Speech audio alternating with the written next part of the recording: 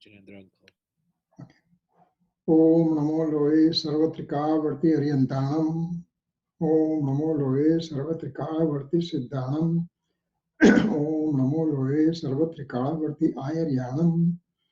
Om Namo Loe Sarvatrika Varti Ojjayanam. Om Namo Loe Sarvatrika Varti Savanam.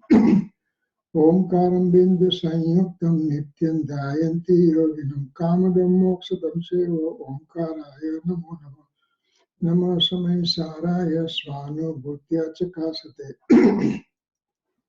Chitsabhavaya Bhavaya Sarva Bhavantarachide Ajnanatira Andhanam Nana Anjana Salakaya Chaksurunmilitam Yena Tasmai Sri Guruve Namah Tirthankaro Jagatana Jayavanta Varto Omkaranada Jinano Jayavanta Varto Jinana Samo Sarana Saujayavanta Varto Ne Tirthachara Jagama Jayavanta Varto Namo E Tirthanayakane Namo Omkaranadane Omkara Sangarotene Namo Te Sri Kunda Kundane Aho Upakara Jinavarano Kundano Dhvani Devino Jina Kunda Dhvaniyapya Aho Te Guru Kanano Aho Te Bhagavati Matano Dhruva Achalane Anupama Gati Pamela Sarve Siddhane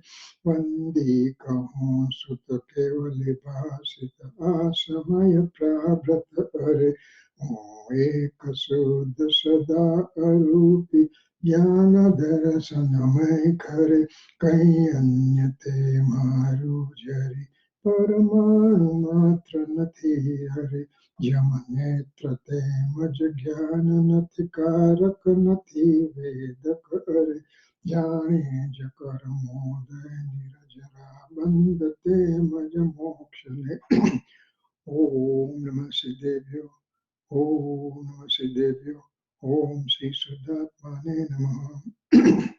Jai Jinendra. Today is October 18, 2017, Wednesday, and we are continuing our Swadhay on Samaysar. So far on Samaysar, we have done up to the stanza 12.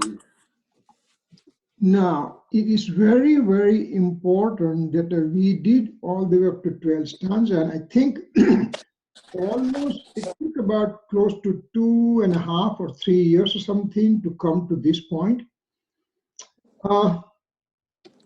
First 12 stanzas are extremely important. Actually, it has been said that the first 12 stanza are the introductory stanza, and if one understands them very well, you already have pretty good idea about Samaysar. If you want to go further, then up to 38 stanza, and then there is experiencing of the self mentioned there in that stanza. And thereafter, up to 415 stanza is general, it is basically the expansion of all the things that you knew so far. So first 12 stanza, we went through extremely detailed in a kind of very slow pace also, for a reason, because they were the very important stanza. And because we went through so much detail and everything, that probably the whole essence was getting probably lost also somewhere along the line. So I suppose, and I thought that it will be a good idea that in a 1 or 2 sessions, we revision of all the 12 stanza, and that way we have a pretty good idea. All things that we knew so far, that is sitting deep into the mind.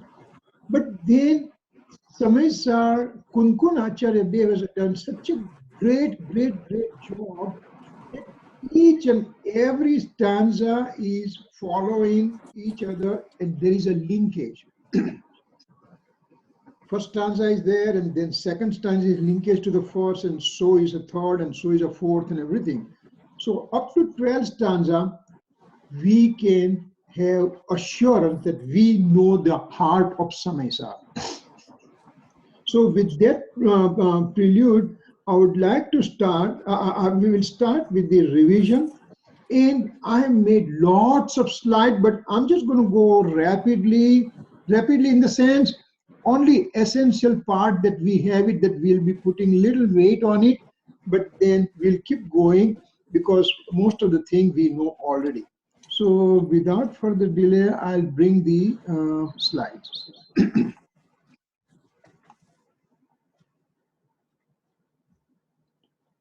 Okay, slideshow, play from the start.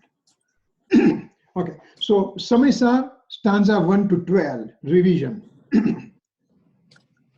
For Samaysar, Sri Amrit Chandra Acharya Dev says that one who reads and assimilates his message, means practices its inherent nature of the eternal soul, will definitely obtain truth and will attain supreme bliss. This is the 415th stanza, last stanza Acharya Kunkun Acharya Dev writes. So not only listening is there, but listening, assimilating, and put it into action. So that, for example, when I'm going on the street and I would like to go to the freeway, and there is also freeway entry sign and freeway exit, both are coming next to each other. And on freeway exit sign, when I want to enter, it says wrong way, wrong way, wrong way. When I see that wrong way word, right away I implement and I don't go that way. I simply read the wrong way and I kept on going, I will be head on, a collision will occur with me.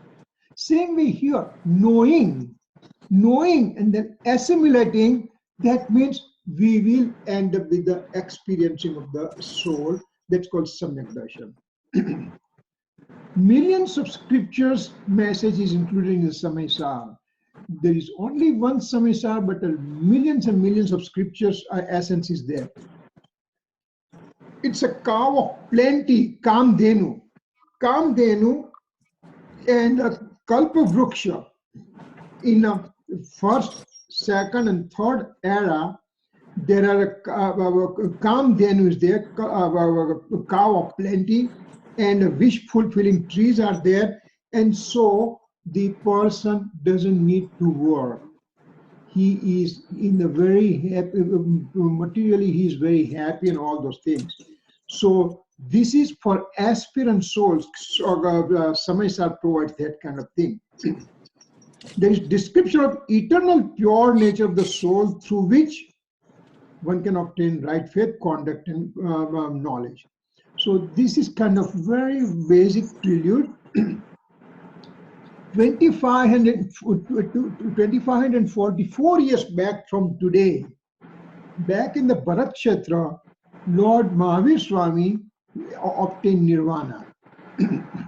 And before his nirvana, and that will be tomorrow. Tomorrow will be our Lord Mahavir Swami's nirvana day, and the new year starts from that. Veer Samvat. Veer means Mahavir. Samvat means the years. That starts from tomorrow. Early morning, Bhagwan obtained nirvana.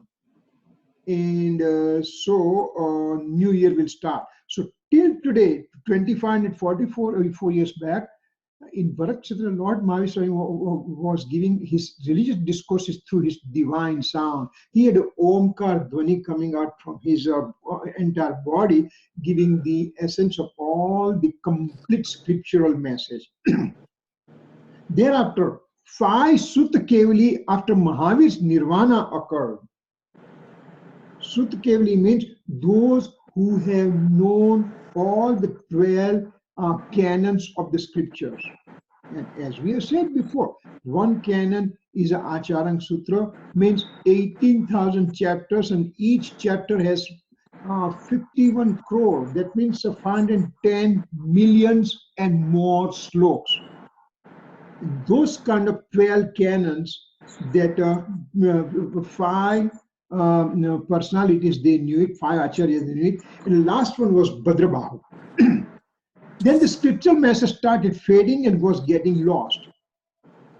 Then after a while, then second Bhadrabahu Swami came, and in the lineage of second Bhadrabahu Swami, two great acharyas also came, Darsan Acharya and Gunbhadra Acharya. This little history is important for us to know exactly what Samaysar is. In their lineage, great scriptures were written, Darsan Acharya and Gunbhadra Acharya. Now, in the lineage of Darsan Acharya, the first set of detailed scriptures were written is called first Sutta Skanda.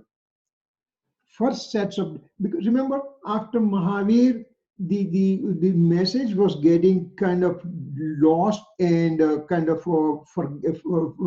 people were forgetting. So in the lineage of Darsan Acharya, first sets of detailed scriptures were written. That's called first Sutta Skanda. In these great scriptures, in this one, the great scriptures of Shatkhandagam, Dhaula, Gomatsar, Labdisar, Kshapnasar, etc. scriptures were created. What are the scriptures about? There is a description of soul and karma relations, and resultant transmigration is described in detail. So what is happening? In the first Sutta Skand, first set of scriptures, there's so now Shatkhandagam and Dhaula, for example, there are about 15 to 16 volumes are there. Each one is 5 to 800 pages long, So those things were created, and it shows that soul and karma are having relationship, and as a result, there is a transmigration occurs, and those things are explained in detail in this kind of things,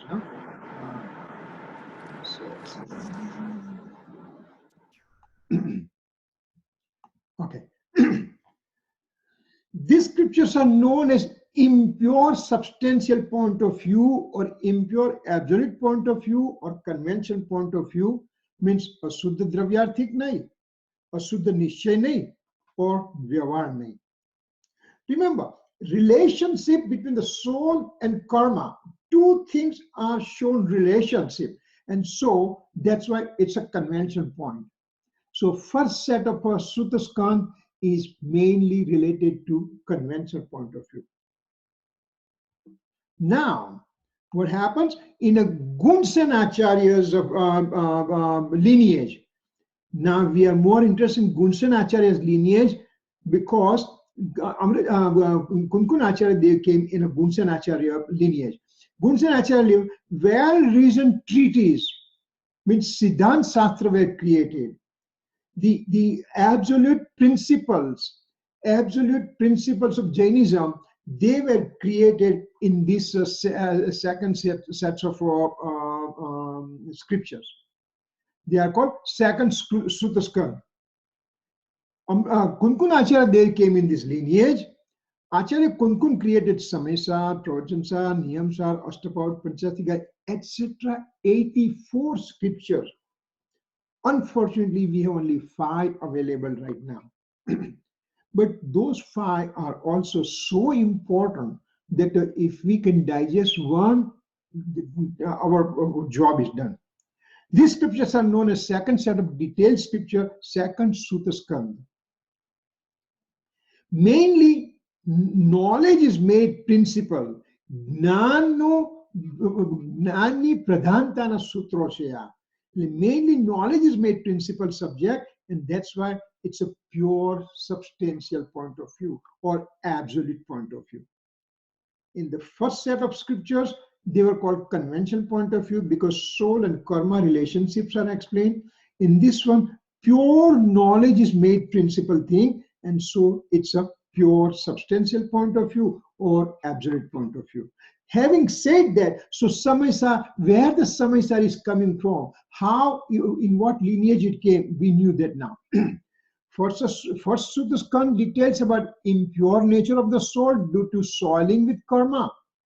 Second Sutta details about the nature of pure soul and how to obtain purity in an impure soul. So first Sutta says, I am impure. Since time infinite, I am impure with a karma relationship. And second Sutta says, okay, now we will show you how to purify yourself. So that's why the second Sutta is important, in which Samaysar is there. Now, what is the timeline? Acharya Kundukund was there in 127 to 179 AD. He wrote scriptures on palm leaves with its needles. He is sitting like this, and you've seen Kunkunacharya's picture like this. He's sitting there, and he has a palm leaf on one hand, and he's writing with a needle. And you know, there was no sophistication, and he's a monk. He doesn't have anything else. So when he's using needle, he used to get bleeding from the hand also. But he wrote down original scripture where in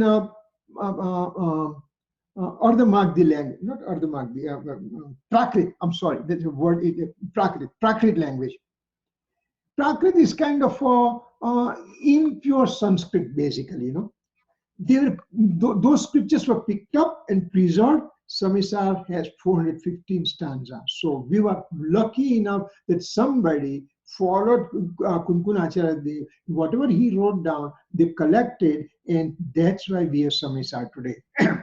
Now, from this 127 to 179 AD, now in 10th century, almost after 1,000 years, 900 years, Acharya Amritchandra Acharya Dev wrote down Sanskrit Tika, means explanation of Kunkun's original stanza. And that thing is called Atma Khyati. He also wrote down his own version of version of sloks that he created, and he inserted in those 415 stanza. And so he wrote down 278 kalash, means 278 extra stanzas. So the 415 stanza and 278 kalash means that totally is a Samaysar that we know today. Now, Jason Acharya, I think he's about 200 years or something after Amritchandra Acharya Dev. He also wrote explanation, and that his explanation is known as Tatparya Vritti book. Now, in Pandit Jaychandji Chabda, Pandit Jaychandji Chabda he translated original and Tika into Hindi, and also wrote some Bhavarth, means further explanation. And this was somewhat 1864, means 209 years back. So what Gurudev Kanji Swami is referring to us is he is reading the original slok of Samaysar in Prakrit. Then he reads Amritchandra Acharya Dev's translation into Sanskrit, and then he gives a Tika, means explanation done by Amritchandra Acharya Dev, and further explanation of Pandit Jaychandji. So these are the Gatha, Gatharth, Tika, and Bhavarth. So four things in each stanza are there. Gurudev Kanji Swami, 1890 to 1980 AD, for 45 years gave discourses on Samaysar for 19 times. From first stanza all the way to 415 stanza, with those 278 kalash, he gave detailed explanation for 45 years for 19 times. We are extremely fortunate that we have those material available in front of us, and that's what we are referring. Books, audio, some videos are available. All the literature is on online available. This is our basically prelude for Samaysar. So 1 to 12 stanza are the preface of the scripture. Samaysar has 1 to 12 stanza. They are the preface of the scripture. From 1 to 38 stanza is a prelude, means how to experience a soul. 38 गाथा हूँ एक शुद्ध सदा अरूपी ज्ञान दर्शनमय खरे कई अन्य ते मारू जरी परमाणु मात्र नथी अरे. That means he is telling how that's a 38 stanza says that the learned student has achieved the self-realization. So up to 38 gatha, self-realization occurs, and that's the aim for the Samaysar. Thereafter, 415 stanza are further expansion of all the things. Amritchandra Acharya, they wrote down Kalash, means his own stanza, for further explanation up to 278. So basically, what we are going to do, what we have done, we have finished the first section over here, and now we are revising to put everything together, that how did each stanza flow, they were flowing with each other. Each stanza, heading and then stanza in Prakrit, followed by Sanskrit translation. There is meaning of the stanza, means Gatharth. Then Amritchandra Acharya Dev's commentary means Tika, and Pandit Jaichandji's further explanation is Bhavarth. So these are the things that each stanza has it. Now, I didn't have time to write down English version of it, but I will try to translate everything. These are the heading of all the 12 stanza, and then when we go through each stanza, and we will not go at, like, we will not take 3 years to complete all these things, but we will try to finish in a prescribed time. So first stanza, હવે મૂળ ગાથા સૂત્રકાર શ્રી કુનકુનાચાર્ય ગ્રંથના આદિમાં મંગળપૂર્વક પ્રતિજ્ઞા કરે છે. Means Acharya Kunkun Acharya Dev, in the first stanza, he does he takes the vow that I am going to show you what Samaysar is, or what's the true nature of the soul. That's his vow. That means he's taken that vow. And also, he is also giving Mangalacharan, means invocation of blessings. That's the first stanza. Having first stanza telling about nature of the soul, then second stanza says, પ્રથમ ગાથામાં સમયનું પ્રાવૃત કરવાની પ્રતિજ્ઞા કરી, ત્યાં એક આકાંક્ષા થાય છે કે સમય એટલે શું, તેથી હવે પહેલા સમયને જ કહે છે.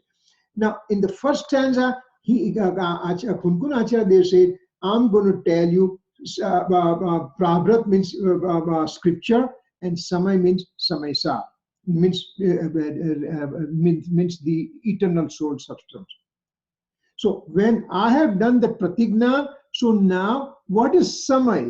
What does Samay means? So that comes in second stanza. First one, it says, I'm going to tell you Samay Prabhat, means scripture on Samay. Then it says, what is Samay? So that Samay is defined there. હવે એ સમયના દ્વિવિધપણામાં આચાર્ય બાધા બતાવે છે. This Samay, when he says, then there is a dvivid, means this Samay is involved with the karma, and so there is a duality occurs, and duality is an obstructionist. So that's what the third stanza says. હવે એકત્વની અસુલભતા બતાવે છે. Fourth stanza means when there is a duality occurs, there is a perplexity occurs, rag and dvesh occurs. So fourth stanza says, to have unity of the soul, to have the indivisibility and unity of the soul alone, without any karmic attachment, it's kind of little bit difficult, because we have not achieved that one. So now next stanza, in fifth stanza, he says, that's why I'm going to tell you the nature of the soul, which is devoid of all the karmic bondage and having unity within. That's a fifth stanza, he says. Now, up to fifth stanza, he just built up the base that what I'm going to talk to you and what it is and what's the Samaysar and everything. Then the learned student, the student asked question, okay, what is the pure nature of the soul that you talk in fifth stanza, away from the karmic bondage and unity with the self? What is that pure nature of the soul? why do I have to know the nature of the soul? What is that nature? So he's talking in the sixth stanza that there is a no. This is 1 second. Hold it. Huh. This is sixth stanza in which it says what kind of nature of the soul is there. So it says the soul, even having modal aspect, we don't consider it as a soul because it's transiently in nature.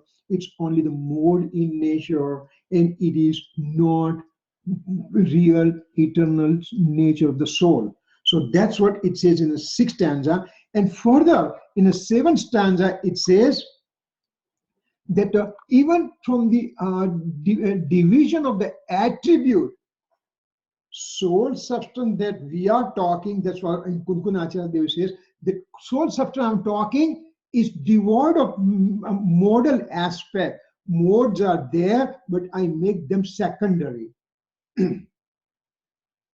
Modes are there. I mean, I'm extremely hungry. I'm going to a party and they have the mango juice, fresh mango juice, and I love mango. And there are so many other food items are there. I take everything in the plate, but my important thing is the real important thing I like is a mango juice. So I concentrate on that. Rest of the things are there in my plate, like salads and the bread and the vegetable and everything, but I make them secondary. I concentrate on the mango juice only. Same way, eternal soul substance is made principal and modes are made secondary, even though they are there. In the seventh stanza, even the gun means the attributes in a separate form, division of attribute is also made secondary. Then in the eighth stanza it says, see, if you just talk about eternal soul substance and you're making modes at secondary and division of attribute as secondary, then why do you talk to us in a conventional form? Why don't you give me only the discourses of absolute point of view? That's the eighth stanza.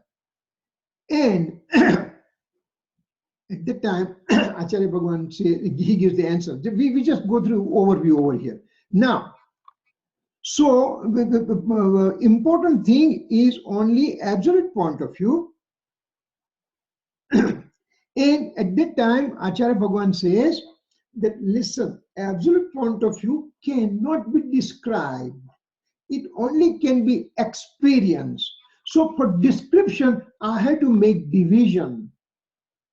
Unity of eternal, unity of infinite attribute cannot be described. It can be described only saying that there is a knowledge attribute, there is a faith attribute, there is a conduct attribute. So I have to make divisions. And that's what I have to explain to you. So then a student raises new question that if conventional point of view shows what's the nature of the eternal soul, means absolute point of view, how is that possible?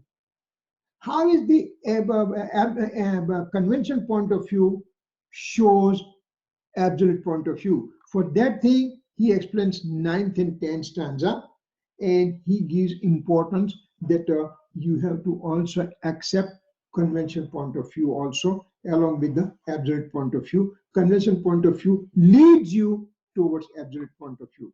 So then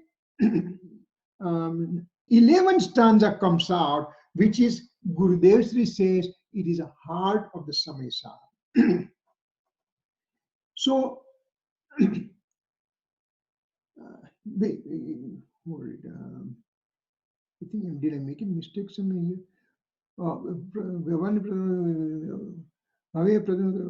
This is 9th and 10th stanza. This is 11th stanza. 11th stanza says that 11th stanza says that conventional point of view helps you to achieve, to go to absolute point of view. Then it says, then why should I not accept a conventional point of view?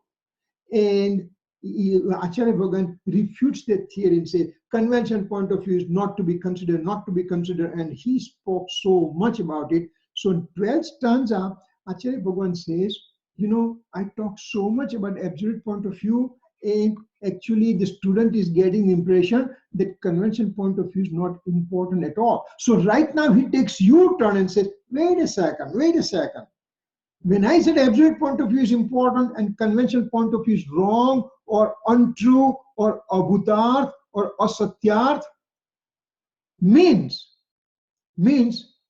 it is having its own importance, and if we don't understand that importance, then we will not reach to our destination. So those kind of little bit overview, and now we are going to talk each one that what it says.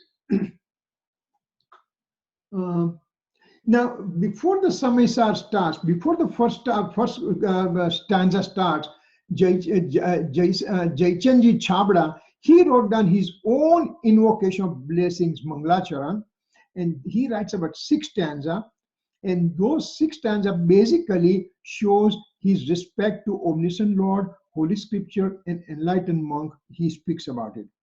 Then there is also invocation of blessing, 3 kalash from Sri Amrit Chandra Acharya Dev. Remember, each time anybody is doing any kind of scriptural writing, especially in Jainism, it will start with an invocation of blessing. For example, if we take a Atma Siddhi Sastra, you already know that stanza. Je swarupa samajha vina pamyo dukha anand samajha vyute padanamu Sri Sadguru Bhagavant. So here what it says, Manglacharan means invocation of blessing means Kripaludev says, I bow down to omniscient Lord, Holy Scripture, and enlightened monk who have shown me the pathway so that I can get out of my from time infinite in the past, having transmigration, that I will be able to get rid of those things. So thank you, those Dev Shastra Guru, omniscient Lord, Holy Scripture, and enlightened monks. So here also same thing happened. So Amritchandracharya wrote down Tika. So he also puts this invocation of blessing. Jaichandji also gave the Tika. So he also gives invocation of blessings. And these are the 3 kalash, three different kalash means the extra stanza that Amritchandra Acharya wrote down. They are called kalash. There are 3 right now, and for all the up to 11 stanza, he doesn't add any more kalash. And on a 12th stanza, after the 12th stanza, he put 1 more kalash that we reviewed last week. So now, out of those 3 things, the very first one is extremely important, what Amritchandra Acharya Dev wrote down, and that is the very, very good thing that we recite each time when we do the Manglacharan before starting of the class. Namah Samaysaraya Swanu Bhutya Chakasate Chitsava Bhavaya Sarva Bhavantarachide. And thereafter, 2nd and 3rd stanzas are there. First stanza, he is bowing down to Samaysar. 2nd stanza, he is bowing down to the Holy Scripture. In 3rd stanza, instead of bowing down to the enlightened monks, what he says, Amritchandra Acharya Dev says, that, you know, as a monk, I'm writing these things, and when I'm writing, means I'm trying to stay away from all the inauspicious thing, and so I'm removing my own inauspiciousness by writing the scripture. I'm not getting other benefits of any kind at all. So that way, he also indirectly gives importance to the monkhood. So first one is it is eternal soul substance, that omniscient Lord and a liberated soul. They are the expression of the pure soul. Then there is a scriptures, and then there is a third one is for the monks. Now, what is that one? Namo Samaysaraya Swanubhutya Chakasate Chitsava Bhavaya Sarva Bhavantara Chide. This is, sorry. What happened to me?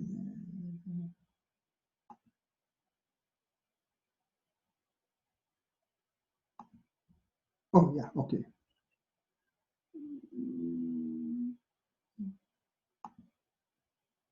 Okay. So, Nama Samaysaraya Swanubhutya Chakasade Chitsavaya Bhavaya Sarva Bhavantara Chide. Extremely potent stanza. Very, very powerful stanza. Actually, because we have gone through it, so we are just going to go very quickly. Nama Samaysaraya means I bow down to Samaysar. What is this Samaysar? Samay means soul, and Sar means essence. Means this is all the infinite souls are there in this universe, out of which is the most important soul? Then it says the one which is pure soul. What is the pure soul?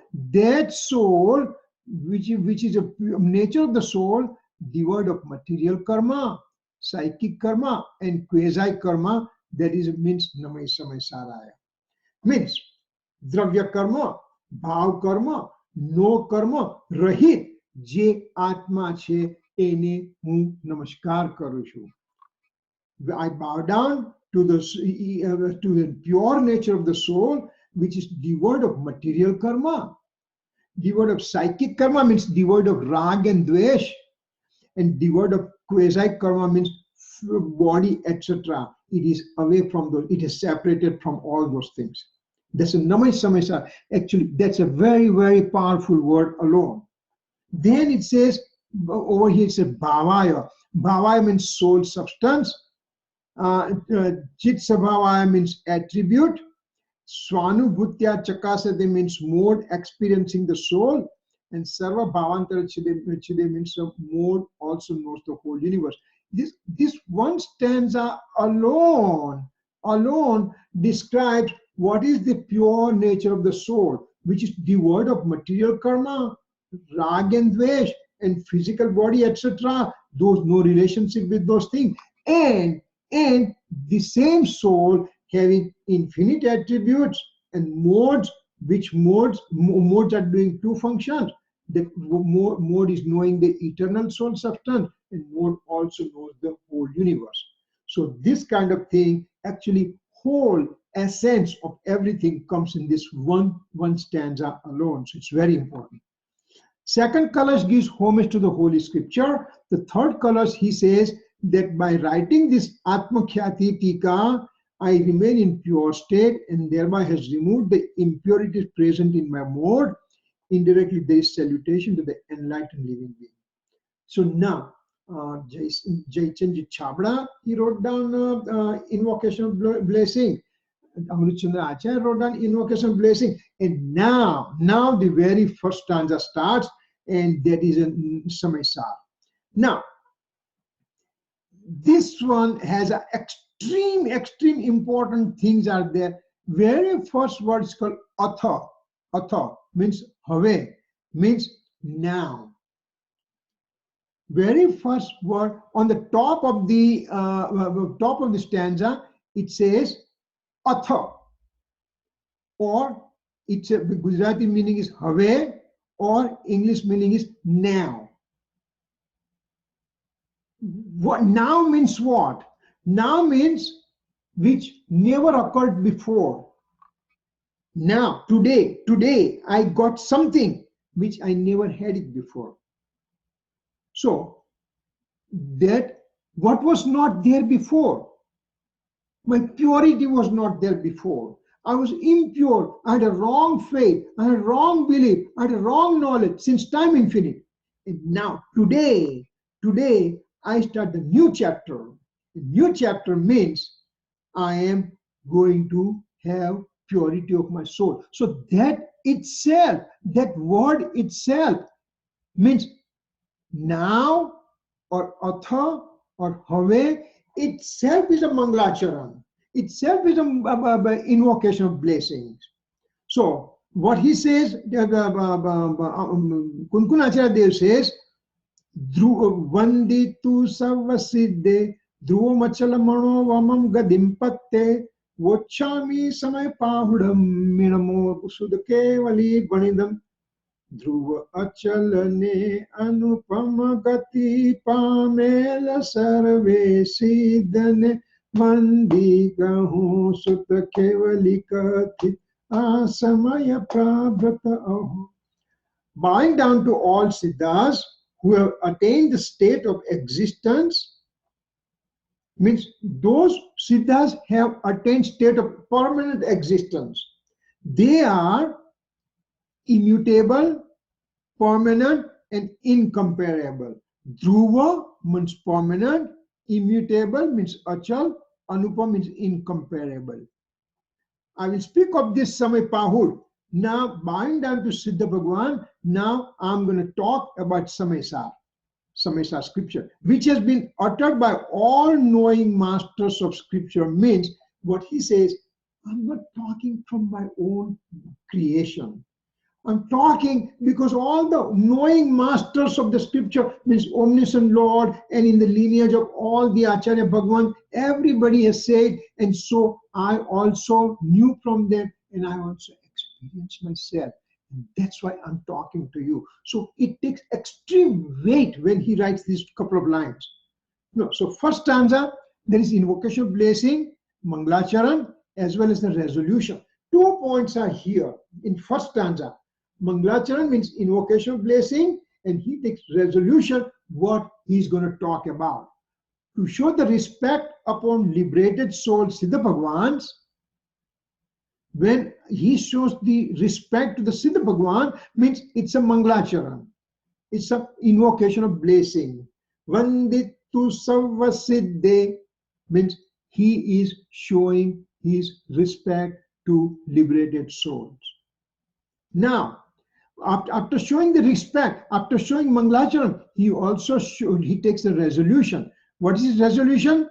Pratigna, that I will write this Samaysar scripture.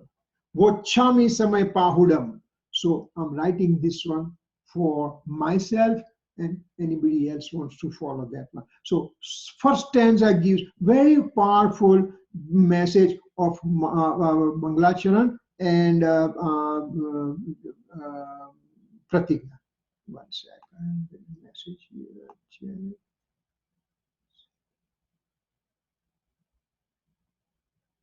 Okay. All right. Now, Mangalacharan. Why bowing to Siddha? He says, I bowed unto Siddha. Siddhas are liberated soul. They have no connection with me. They are in the eternal bliss of their own. Now, why bowing down to Siddha? Because it's the nature of the soul that Siddha Bhagwan have purified. In them, the pure nature is expressed fully. Soul was soiled with karma, etc. And now with the personal effort and everything, the soul went for purification process, went through self-realization or enlightenment, and then progressed further. And by progressing further, he completely removed all the impurities. So he has pure nature is expressed fully in the Siddha Bhagwan. Now, who am I? I'm having pure nature within, but it's in dormancy. So right away, he establishes that, listen, every person, every living being has pure nature. Just like Siddha Bhagwan has an expressed full of our nature, and we have dormancy of that nature. So as Siddha Bhagwan cleared his soul and became Siddha, one can also become the same way. So that's a message over here. So how is this purity? It's having nature of permanence, means dhruv, immutability, means achal, and incomparable means anupa. So that kind of purity Siddha Bhagwan has it, and I have in my dormancy. So message over here, I can also have purity generated within me. Marichi was Rishabdev's grandson.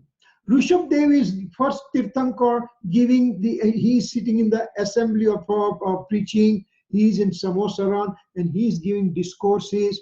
And Marichi being his grandson, he took monkhood, but he was not able to follow all the rules, regulations, conduct, and everything. So he came out of the Samaysar and he has put some clothes on and all kind of thing. And anybody going to Samaysar, he said, hey, religion is here also and religion is there also. Why don't you come to me? Means he was doing that arrogancy, that wrong belief. This is Marichi, grandson of Mahadev. I'm sorry? Can I ask you a question? Yeah, please. I don't know why there's an echo. Sorry. But Marichi had Samya fourth Gunasthanak or not? No. Marichi did not have fourth guna. He was Mithyatva. He was Mithyatva. Intense Mithyatva. Intense Mithyatva, why? Because you are in Samaysar. You are in Samaysar and you are insulting the omniscient Lord. By not listening, not only not listening, but then to tell people that come and listen to me, you don't need to go there. Means it is putting hindrance for the person going to Samaysar. So it's an intense wrong belief. Just going a little bit off the topic, but still relevant. When Srimad Rajchandra in his previous life describes being, I think he says, a student of Mahavir Swami, and then he had a doubt for a moment in that lifetime. Yeah. Is that correct? Yeah. So, e lifetime was Srimad Rajchandra did not also have fourth Gunasthana. Oh no. Yeah. So my question is, Marichi doing what he did, and Srimad Rajchandra in the lifetime of Mahavir doing what these were Mithyatvi Jeevs, and still the parinam for their actions is so different. Is so offensive. I mean, it's like they're Mithyatvi Jeevs. I mean, that's kind of expected behavior for them. Well, but Simratji had a Samyak Darshan. No, I mean, in the lifetime, he recalls his past lives, and he says, I was a student of Mahavir Swami, and then I had a doubt, and that one Shanka is the reason for all of... Yeah, but see what is this? He had Samyak Darshan, and he was on 6th and 7th Gunsthanak, and from 7th Gunsthanak onwards, you can take the annihilation ladder or the suppression ladder. And he took a suppression ladder, went up to 11th Gunsthanak.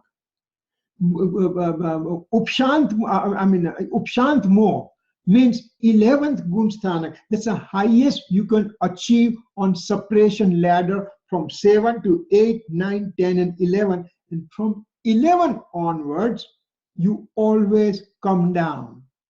So what he says, what Srimadji said, that I had a Laghu Shanka. Now, in general, Laghu Shanka means to have the urge for micturition, to go to bathroom, to pee. That's Laghu Shanka in vernacular language. But here, when he had a Laghu Shanka, means some useless question arose in his mind. Useless in the sense, not important for spirituality. For example, what's the nature of a Dharmastika?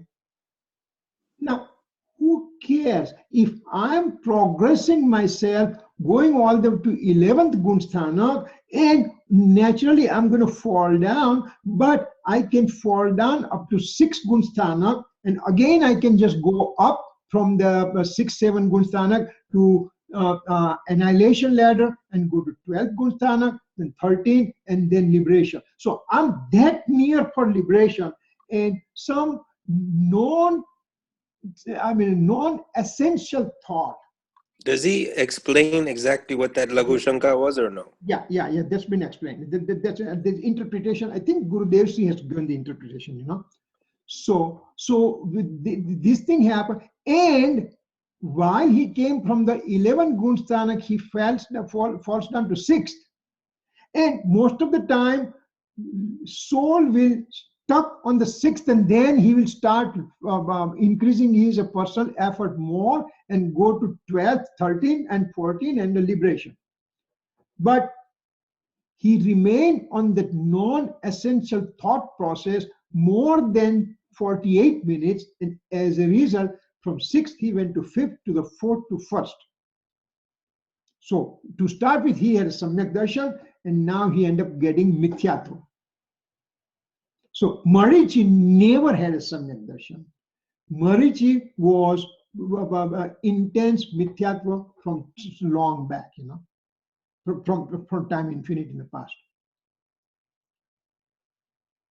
Okay. You can actually go from 4th Gunistan to 1st. You can, even after getting Samyak Darshan, you can go all the way back down to Mithyatva. Yes, you can.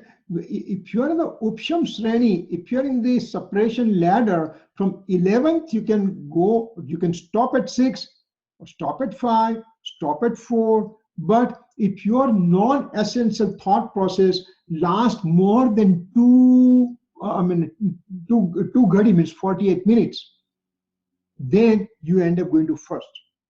But when you are on the 1st at the time, now you have already tasted the reality. You already have experienced the nature of the soul. So you will definitely start climbing up again very rapidly, very fast. And that's why Srimad Ji obtained new Samyak Darshan here, and then he started climbing up. And right now, according to the Gurudev Sri, and according to the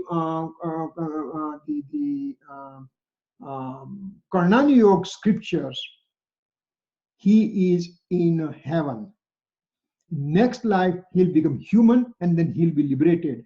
But lots of Srimad Ji's follower, they think that he has gone to Mavya Kshetra, and at age of 8, he already obtained Keval Gnan and whatever. Now, there is no sense to go into those controversy, because what difference does it make to me? When after Srimad Ji's Devilai, people used to come to Gurudev Sri Kanji Swami and say, Gurudev Sri, where is Krupali Dev right now? Means there was a controversy going on whether he's in heaven or whether he's in a Madhya Kshetra. Gurudev simply was to say, Srimad Ji ena Atma Mache. He is residing in his soul. That simple thing. That's it. He used to kill the controversy unnecessarily. Because what difference does it make to me? His message is more important to me. And if somebody wants to believe certain way, be my guest. I'm not there to argue and counter-argue and try to prove my point. It's a useless thing. These are the exact. This is a Pardravya, and to have a controversy over that, this is exactly the type of doubt that he's talking about. That got, talking about these things is going to create trouble for you in the long run. Yeah, it's a non-essential thought process, not related to purification of the soul. How can I be pure in my soul? And instead of that, some non-essential thing. What's the nature of karma, for example? What's the nature of space? What's a trans-cosmic space? I mean, what difference does it make? Trans-cosmic space is huge or not huge? Those kind of thought, for example, non-essential. They're related to the scripture, but non-essential thought, not important for purifying and increasing my stability of the soul. I mean, to be honest, I have a lot of those non-essential thoughts, but I think it's different when a mithyatvi jeev has it, and it's different when someone who has already achieved such a high state has it. And of course, he is that high stage, and at that time, your thought process has to be directed only to pure nature of the soul, only nothing else. But it does happen, and that's what Krupaladev said. Lots of places he has said that I know what's in real nature of the soul, but also at the same time, I had a fruition of the old karma, and because of that thing, I end up suffering physically and whatever. So he writes all the things. Anyway, so this is a Mangalacharan that we talked. Oh, Marichi. So Marichi, what did he say?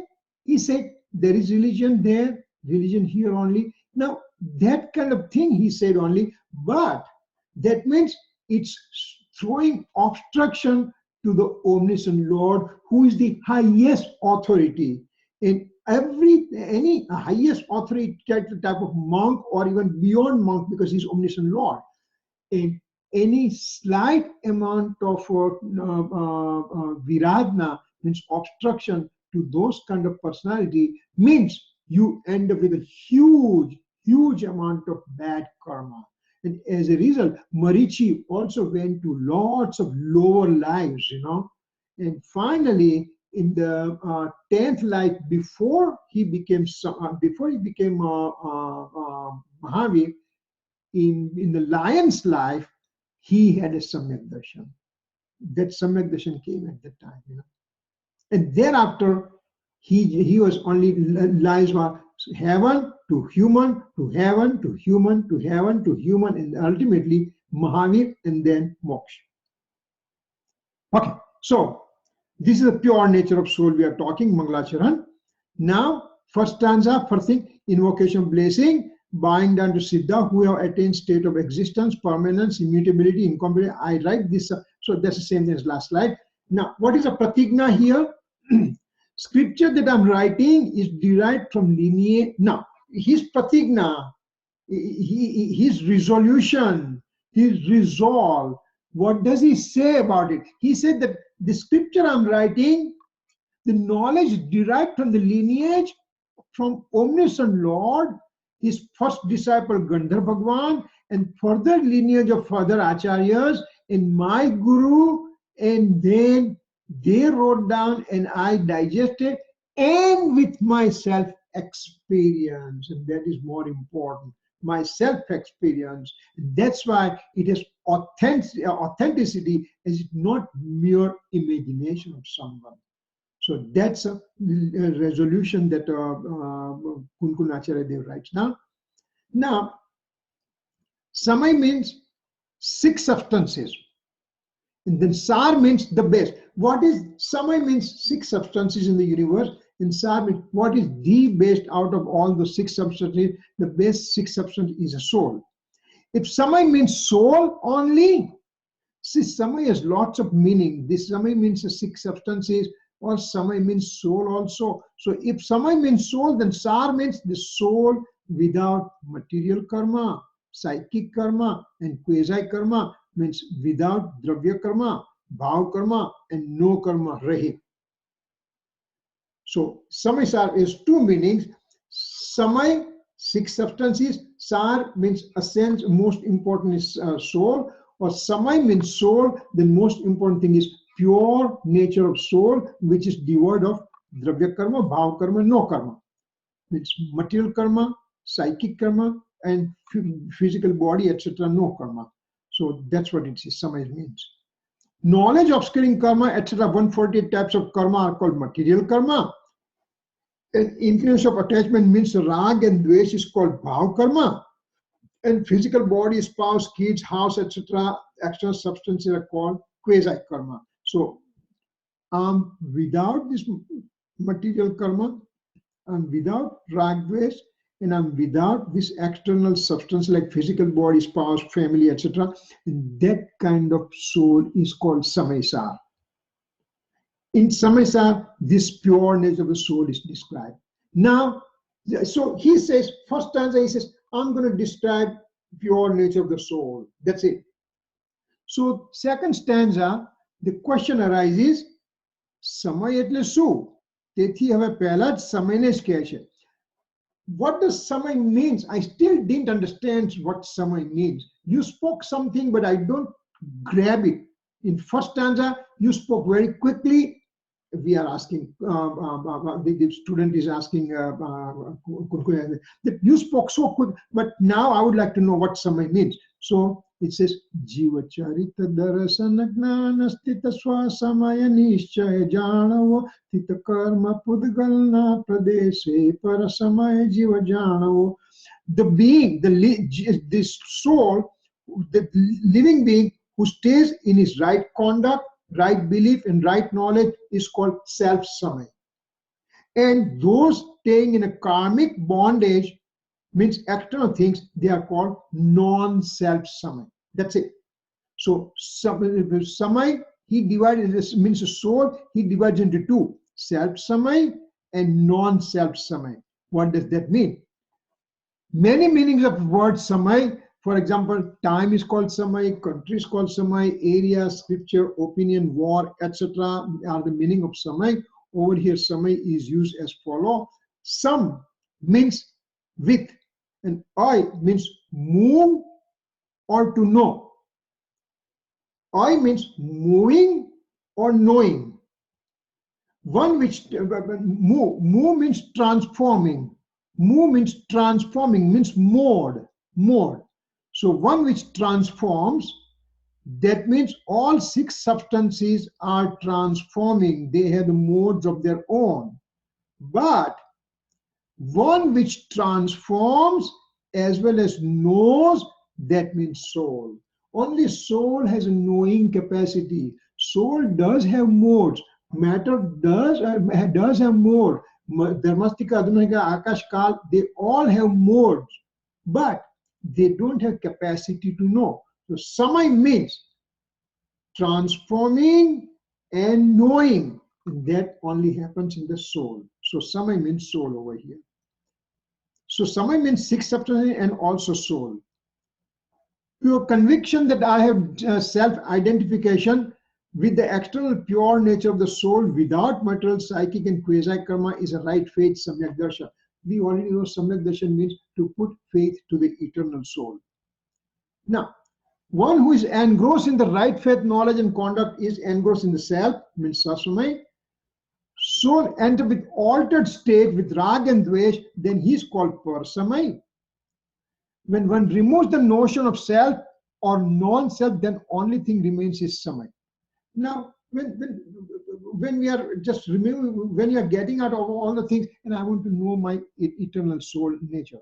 This samay is exactly the same, starting from lowest form of life, nigod, to the liberated soul. Means that eternal nature of the soul is present in every living being. From nigod all the way to liberated soul and everything in between, that samay is same, means eternal soul substance is present in everybody. No living being is without eternal soul substance. Now, there are, Amrit Chandra Acharya Dev gives 7 other meanings of this samay. And they are over here. Utpat, Vyay, Dhruv, Yukt, Satta, Sahit, Jnan, Darshan, Chaitanya, Swabhavi. There are 7 things are there. And they are over here in English, basically. Let me just bring this thing down so we can read. Soul's existence is with origination, cessation, and constancy. So Amrit Chandra Acharya makes meaning of this soul, and he gives further information which we have known from before. We know already those things, but we'll just go through. Soul is with consciousness nature, which includes knowledge and perception. So first one, it says soul has modes. Second one, it says soul has attributes. Third one says soul with the infinite ability and having indivisibility with them, means all these modes and attributes are in the indivisibility nature into the soul. Then comes next Soul is with sequential and non-sequential entity. Means the modes are coming in sequence, one after other, and the attributes are non-sequential. They are always there. Soul has self and alien knowing capacity. Means soul has a swapa prakasha knowing shakti. Means it has an extraordinary capacity of knowing, which knows the self, which knows the alien objects also. Soul is having own specific attribute of consciousness separate from all other universal substance. How do I know that this is soul? Because there is consciousness present.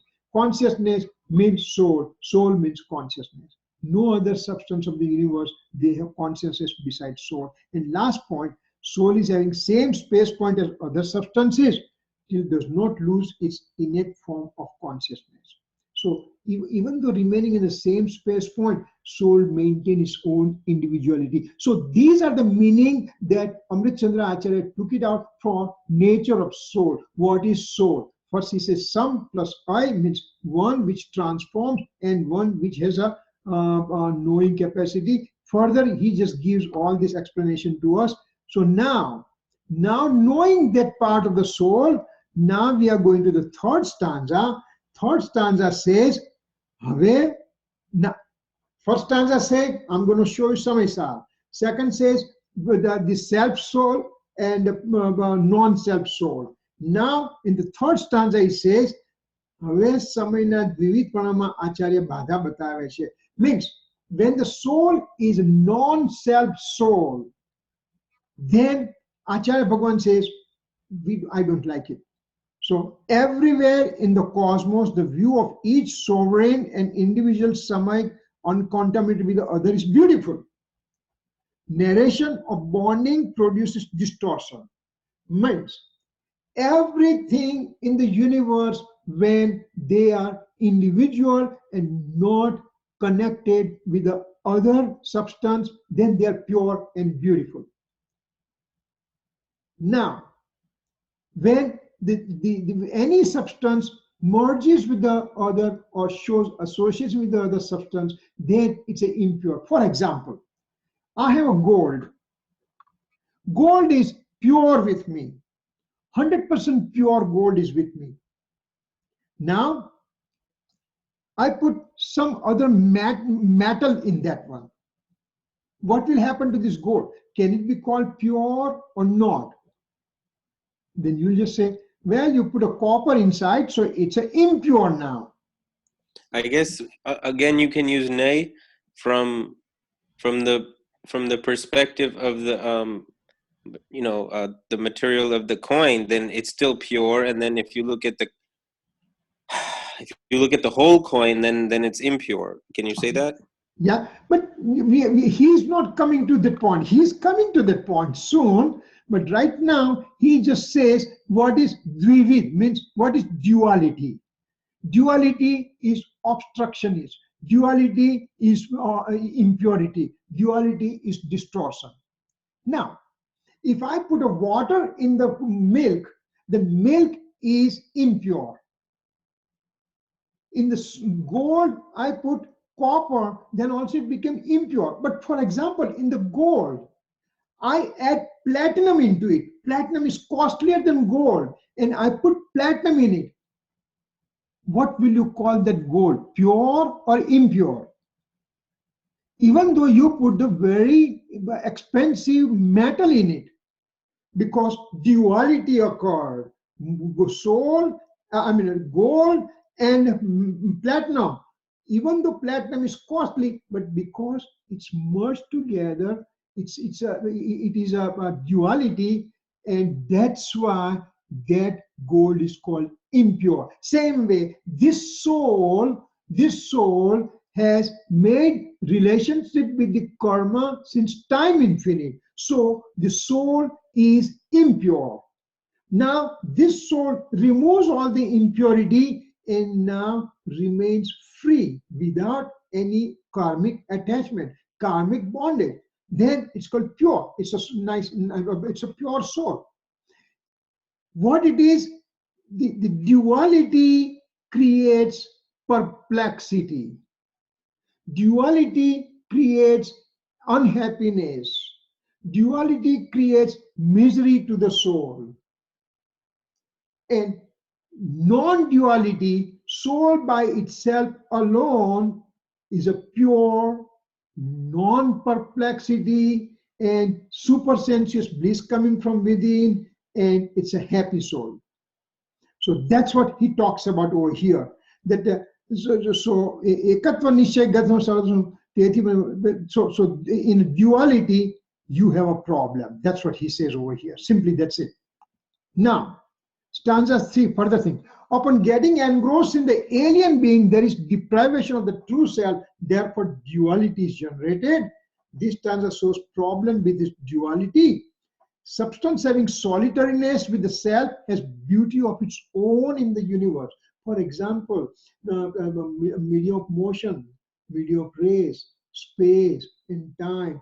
They are pure. They do not react with anybody else at all. And that's why they are beautiful, pure substance. The liberated soul, Siddha Bhagavan, is not having any duality. The pure soul, there is no association of any material karma at all. No physical body, nothing. So there is a pure soul. So that is happiness. Now, material karma also, or matter, this is a cube, right? This cube, I start dividing in two and further into two and further into two and keep on going and going and going till I come to a point in which I can't divide that atom into two further things. Not a scientific atom.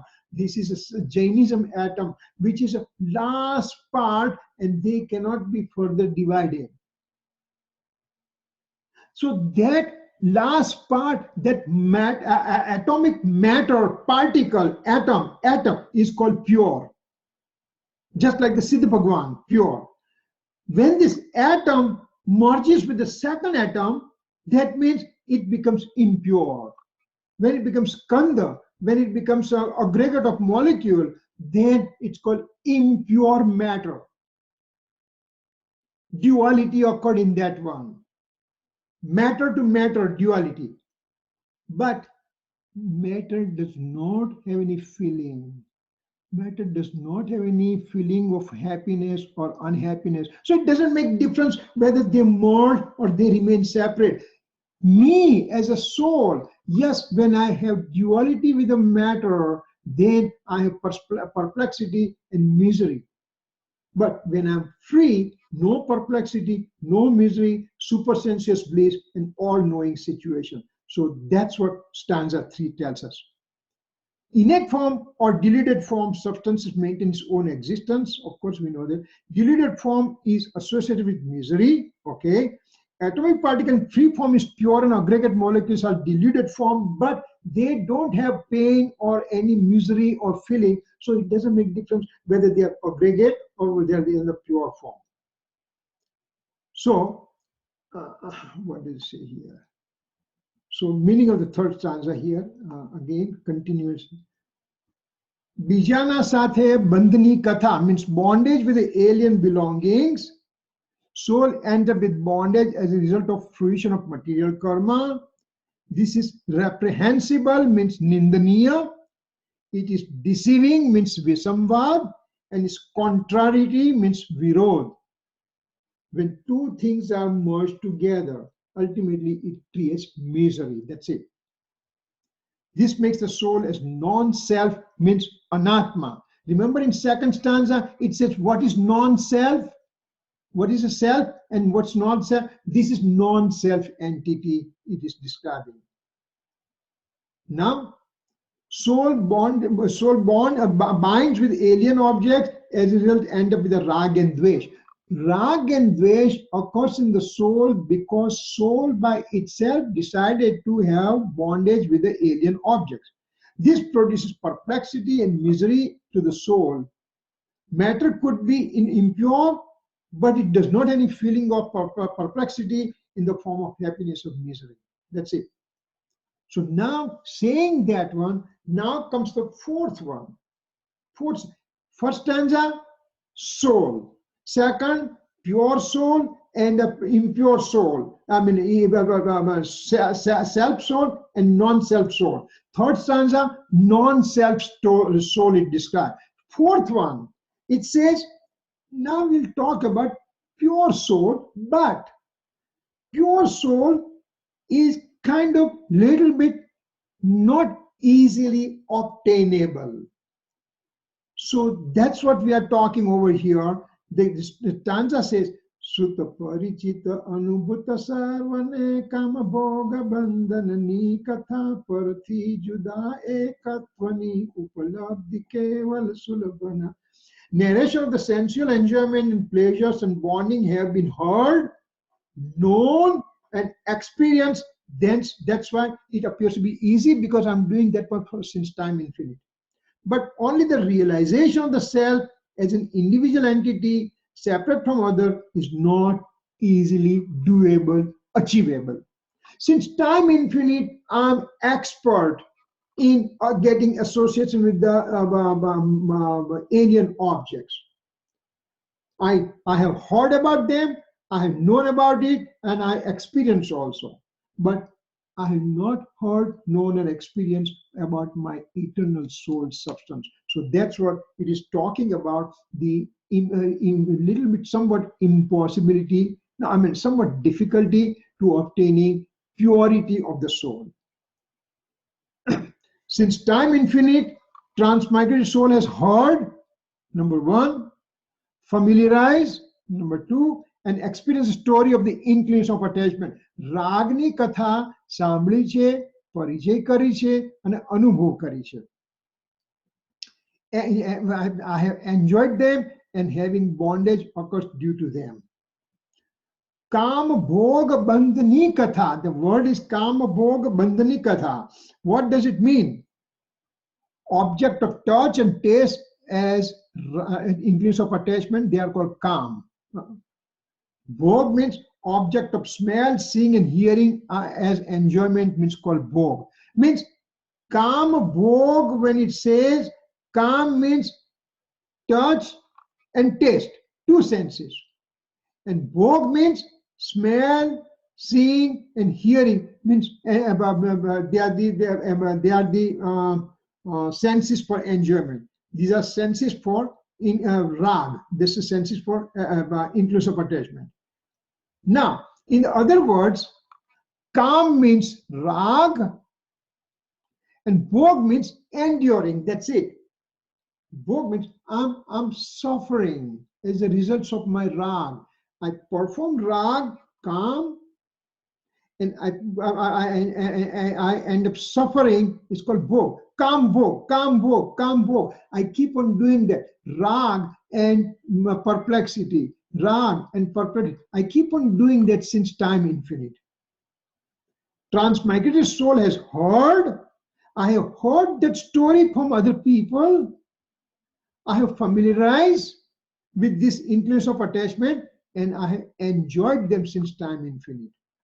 This heard, familiarized, and enjoying, what we can say, enjoy means experience. For example, somebody has gone to vacation to some exotic location, and I have not gone there. So he comes and he describes to me about the things. So I heard what he talked about. He gives description for that exotic place. I heard.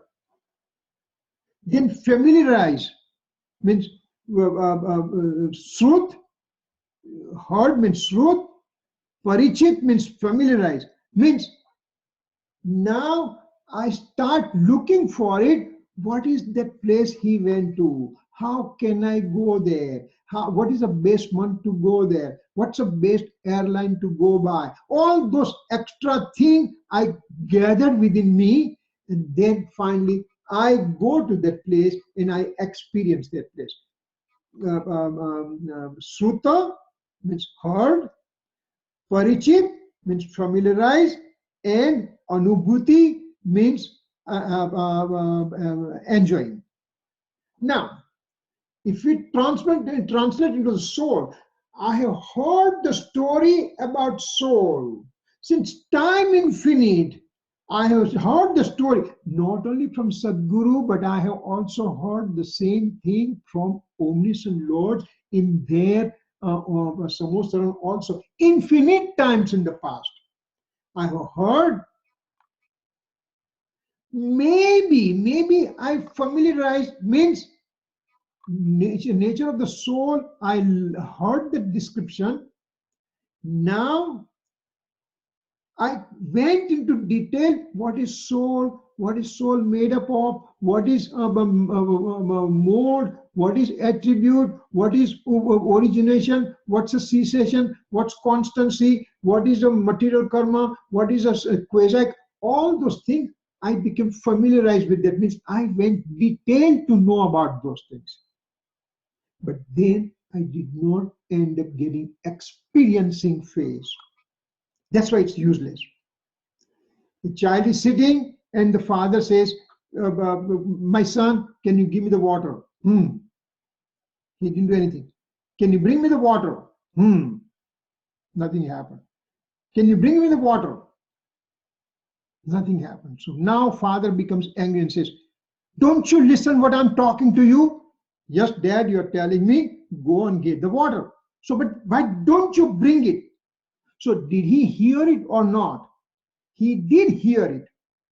But till he acts on it, that means he never heard it about it. Same way, when I hear about the nature of the soul from the omniscient Lord or the enlightened monks or from anywhere by reading scripture, everything, when I hear or read, but I don't act on it, it is useless for me.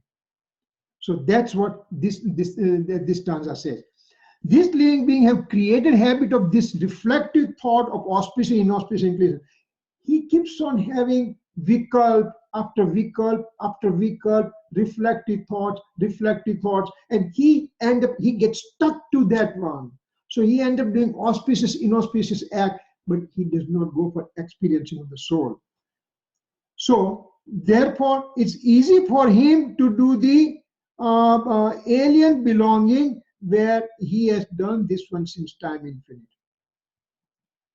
Soul has never heard the separateness of the soul from inclination of attachment.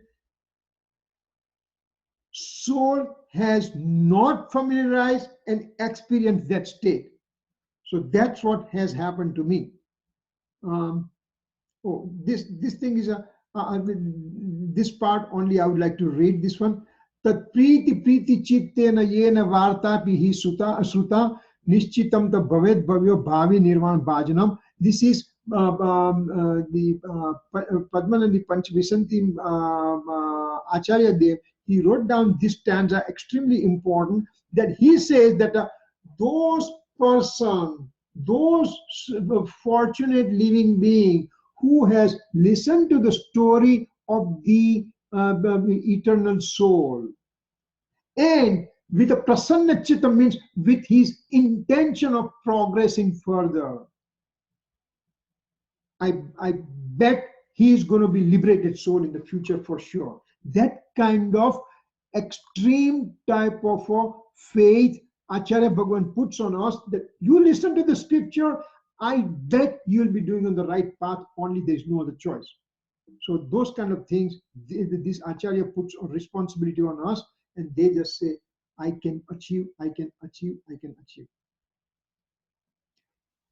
One has listened carefully to the story of eternal innate nature of the soul, separate from inclination of attachment. This living being is potential soul, Bhavya Jeev. He will obtain nirvana in a short time. That was the essence of the stanza. In the past, I have known the nature of eternal soul, but was in a form of retention of knowledge perspective. I just heard about it, period. I heard, that's it.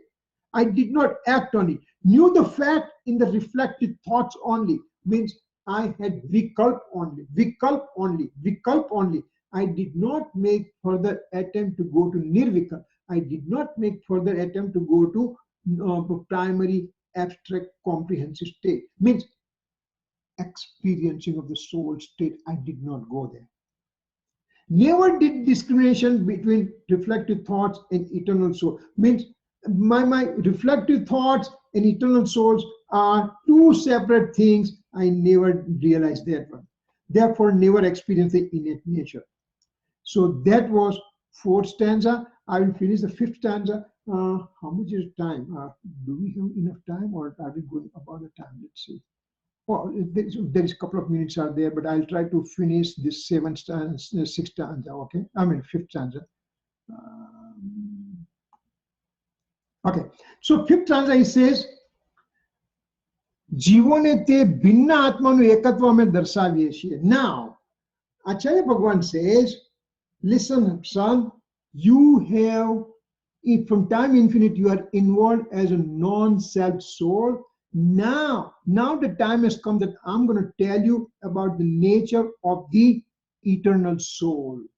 How to achieve that. What's the nature? That's what I'm going to show you. That's a fifth stanza.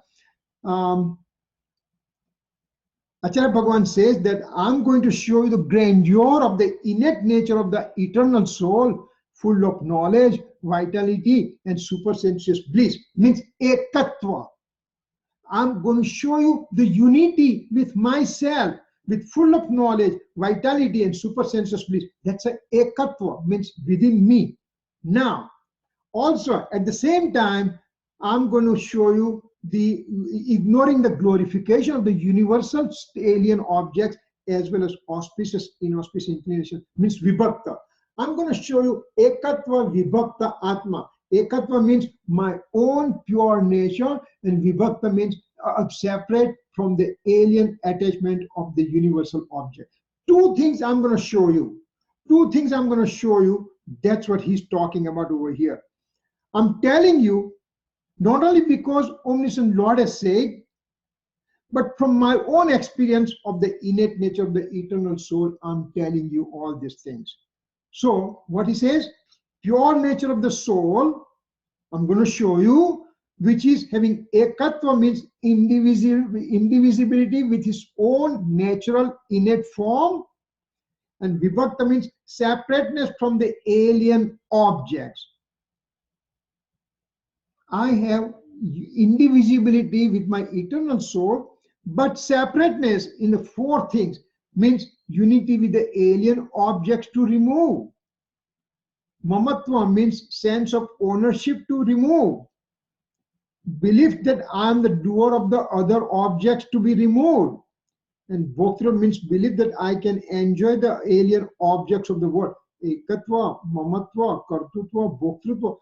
These four things makes vibhakta, means separateness from the alien objects.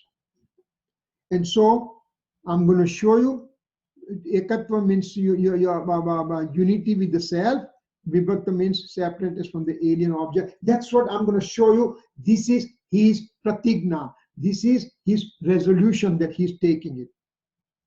Ekatva means unity with the self, and vibhakta means devoid of alien attachment. First three, okay, now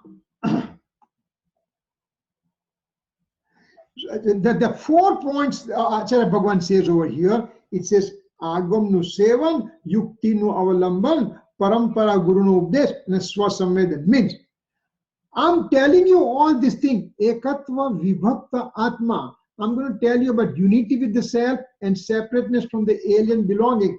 How did I know all these things? He says, one has devotion to the scripture. First disciple created a scripture from Omniscient Lord's, from the Bhagavan's Omkar divine sound. And I read those scriptures, so that is important thing, that I had a devotion towards the scripture. Then I have taken refuge in logic in the true sense to refute one-sided wrong belief of others. First, I read the scripture, then I used the logic to refute the other philosophies. Other philosophies may say one-sided wrong belief, and I removed that doubts that way. Then one follows the discourses preached by Omniscient Lord, enlightened monks in lineage, who follow omniscience Lord's preaching. So I'm also heard all this thing from my Acharya in the lineage also. And fourth thing, most important, my own experience. And that's what I'm telling you. So this becomes authentic thing, that I'm not simply blabbering, but I have the backing of the omniscient Lord, his scripture, his acharyas and everything in my own experience. I'm going to tell you about this nature of the souls. Furthermore, he gives instruction to listeners that they should hear, decide themselves with comprehensive knowledge, accept the message, and thereafter to experience the innate nature of the eternal soul. That should be your final judgment, that one should do that. So he says, what's the responsibility of the listener? To listen with utmost attention, understand the comprehensive knowledge, then to experience the innate nature of the soul, not to keep knowledge for retention purpose, just for the sake of reading the novel. I read the novel and I just forgot about it. Not for that. Here I have to act on this knowledge and everything. Final acceptance of the discourses occurs to the listener when he experiences eternal nature, which is devoid of any rag and dvesh. So self-experiencing is important. So those are the things that said author, these are the same thing, probably lots of things coming. And now we are coming to the stanza 6. So 5 stanzas, they build up the subject matter gradually. First, I'm going to tell you the soul, then self-soul and non-self-soul, and duality is created, which gives a non-self-soul, third stanza. Fourth one, unity with the eternal source substance is difficult. And fifth one, I'm going to tell that difficult thing that you think about is difficult. I'm going to explain to you to make it easy for you. So I'm going to tell you Ekatva Vibhakta Atma. Having said that, now he comes to the 6th stanza, which is going to be crux of the matter, what I'm going to talk about it now. Having 5 stanzas, they build up some base. From 6 to 12 stanza, it will tell us how to achieve the the nature of the eternal soul. So we have finished the 5 stanzas. We'll just do next week. Next week, sure. I hope we'll finish all the way up to 12 stanza in short.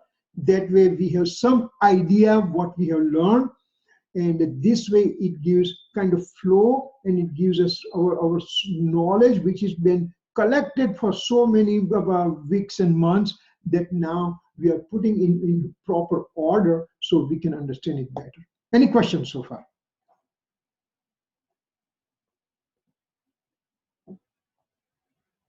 I put everybody to sleep, I guess. No, I don't have any. Thank you, Uncle. Okay, all right. Okay, we'll do closing then, okay? All right. Javani ke gyan se suje lokalok, sovani mastakanamo sada deta hudo. 9 times from a common from.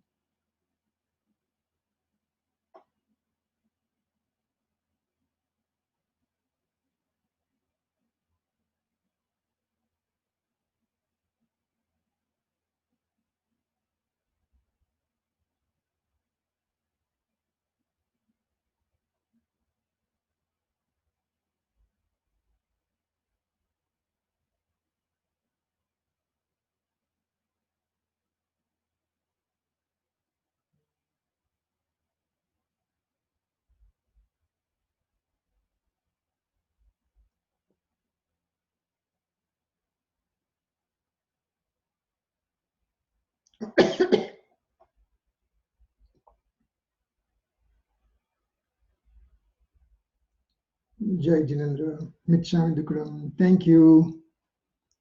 See you next week.